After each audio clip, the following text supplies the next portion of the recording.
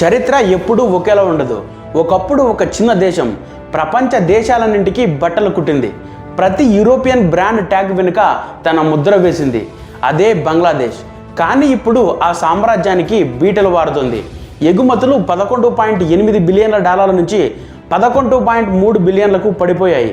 ఇది కేవలం 4% తగ్గుదల కాదండి, ఇది ఒక వినాశనానికి సంకేతం. మరోవైపు నిద్రలేచిన సింహంలా భారత్ గర్జిస్తోంది. చైనా తన పట్టును కోల్పోకుండా చదరంగం ఆడుతుంది. అసలు ఏం జరుగుతోంది? సౌత్ ఆసియాలో ఈ టెక్స్టైల్ యుద్ధానికి బాస్ ఎవరు? దశాబ్దాల పాటు బంగ్లాదేశ్ తిరుగులేని కింగ్ మేకర్గా ఉంది. ఎందుకంటే బంగ్లాదేశ్ ఐడిసి లిస్టులో ఉందండి. ఐక్యరాజ్య సమితి ప్రపంచంలో అత్యల్ప ఆదాయం మరియు తక్కువ అభివృద్ధి ఉన్న దేశాలను లీస్ట్ డెవలప్డ్ కంట్రీస్గా గుర్తిస్తుంది. బంగ్లాదేశ్ దశాబ్దాలుగా ఈ జాబితాలో ఉందండి. యూరోపియన్ యూనియన్ పేద దేశాలను ఆదుకోవడానికి ఎవ్రీథింగ్ బట్ ఆర్మ్స్ అనే ఒక ప్రత్యేక పథకాన్ని అమలు చేస్తోంది.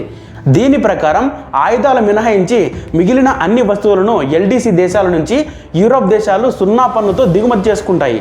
బంగ్లాదేశ్ ఈ అవకాశాన్ని అందిపుచ్చుకొని తన గార్మెంట్ రంగాన్ని ప్రపంచంలోనే 2వ అతిపెద్దదిగా మార్చుకుంది. బంగ్లాదేశ్కు ఉన్న మరో అడ్వాంటేజ్ ఏంటంటే వారు వేరే దేశాల నుంచి వస్త్రాన్ని కొని కేవలం బట్టలు కుట్టి పంపినా కూడా ఈ 0 పన్ను వర్తిస్తుందండి. దీనివల్ల వారు చైనా నుంచి తక్కువ ధరకు క్లాత్ కొని కుట్టి యూరోప్కు లాభసాటిగా పంపగలిగారు. భారతదేశం అభివృద్ధి చెందుతున్న దేశం కాబట్టి మనకు ఎల్డీసీ హోదా లేదు. ఫలితంగా భారత్ నుంచి యూరోప్కి బట్టలు పంపితే 9% to 12% వరకు ఇంపోర్ట్ డ్యూటీ పడుతుంది. బంగ్లాదేశ్కి 0%, భారత్కు 10% పన్ను ఉండడం వల్ల అంతర్జాతీయ బ్రాండ్స్ అయిన H&M, జారా, వాల్మార్ట్ లాంటి కంపెనీలు భారత్ కంటే బంగ్లాదేశ్కే ఎక్కువ ఆర్డర్లు ఇచ్చేవి. అతి విశ్వాసం ఆ దేశాన్ని దెబ్బ కొట్టింది. గత ఏడాది కాలంగా ఆ దేశాన్ని రాజకీయ అస్థిరత కుదిపేస్తుందండి. ఆర్డర్లు టైంకి వెళ్ళడం లేదు, గ్యాస్ లేదు, కరెంట్ లేదు, కేవలం ఆందోళనలు మాత్రమే ఉన్నాయి. ముడి సరుకుల కోసం వేరే దేశాలపై ఆధారపడడం ఆ దేశానికి శాపంగా మారింది. ప్రపంచంలో ఉన్న బ్రాండ్స్ ఇప్పుడు బంగ్లాదేశ్ పేరు చూస్తేనే భయపడిపోతున్నాయి. ఆ భయం ఇప్పుడు వేరే దేశాలకు వరంగా మారుతుంది. సరిగ్గా ఇక్కడే భారతదేశం తన విశ్వరూపాన్ని చూపిస్తుంది. ఇన్నాళ్ళు బంగ్లాదేశ్కి ఉన్న ఆ 9% ట్యాక్స్ అడ్వాంటేజ్ ఇప్పుడు భారత్కు దక్కుతోంది. ఇండియా యూరోప్తో ఫ్రీ ట్రేడ్ అగ్రిమెంట్ చేసుకుందండి.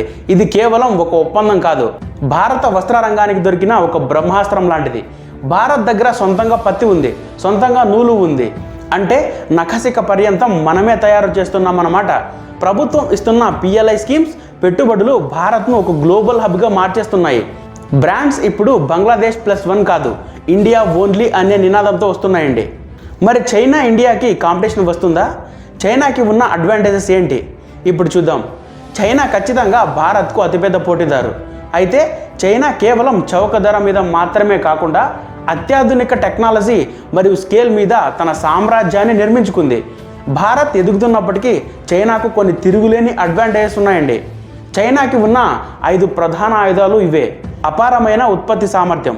చైనా ఫ్యాక్టరీలు భారత్ లేదా బంగ్లాదేశ్ ఫ్యాక్టరీల కంటే 5 నుండి 10 రెట్లు పెద్దవి. మన దగ్గర ఒక ఫ్యాక్టరీలో 500 మిషన్లు ఉంటే చైనాలో 5,000 నుంచి 10,000 మిషన్లు ఉంటాయి. దీనివల్ల వారు లక్షలాది ఆర్డర్లను అతి తక్కువ సమయంలోనే పూర్తి చేయగలరు. రెండవది ఇంటిగ్రేటెడ్ సప్లై చైన్.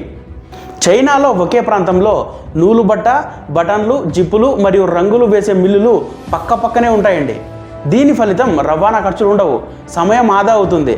భారత్ ఇంకా ముడిసరుకుల కోసం వేరే రాష్ట్రాల మీదో దేశాల మీదో ఆధారపడాల్సి వస్తుంది. మూడవది హైటెక్ అండ్ ఆటోమేషన్. చైనా తన టెక్స్టైల్ రంగంలో 17% కంటే ఎక్కువ కార్యకలాపాలను డిజిటలైజ్ చేయాలని లక్ష్యంగా పెట్టుకుందండి.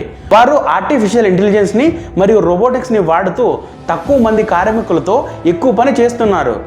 మన దగ్గర లేబర్ ఖర్చు తక్కువ ఉన్నా చైనా తన మిషన్ పవర్తో ఆ గ్యాప్ని భర్తీ చేస్తోందండి. ఇక 4వ విషయానికి వస్తే global supplier of fabric.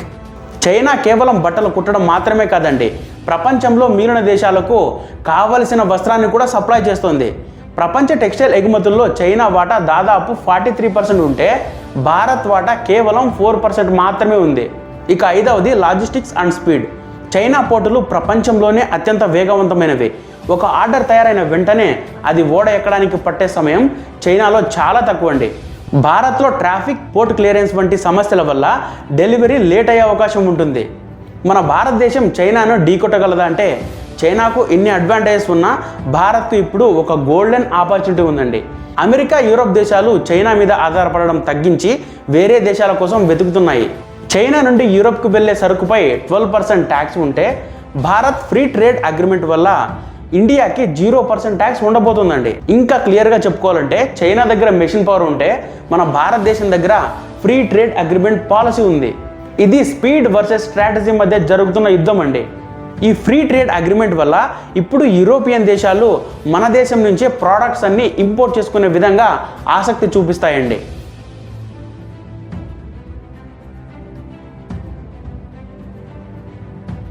Friends, ఇంతటితో అయితే మన వీడియో ముగుస్తుంది. వీడియో కంటెంట్ఫుల్గా అనిపిస్తే లైక్ చేసి కమెంట్ చేయండి. ఇంకా ఎవరైనా మన ఛానల్ని సబ్స్క్రైబ్ చేసుకోకపోతే సబ్స్క్రైబ్ చేసుకొని బెల్ ఐకాన్ ఆన్లో పెట్టుకోండి. Love you all.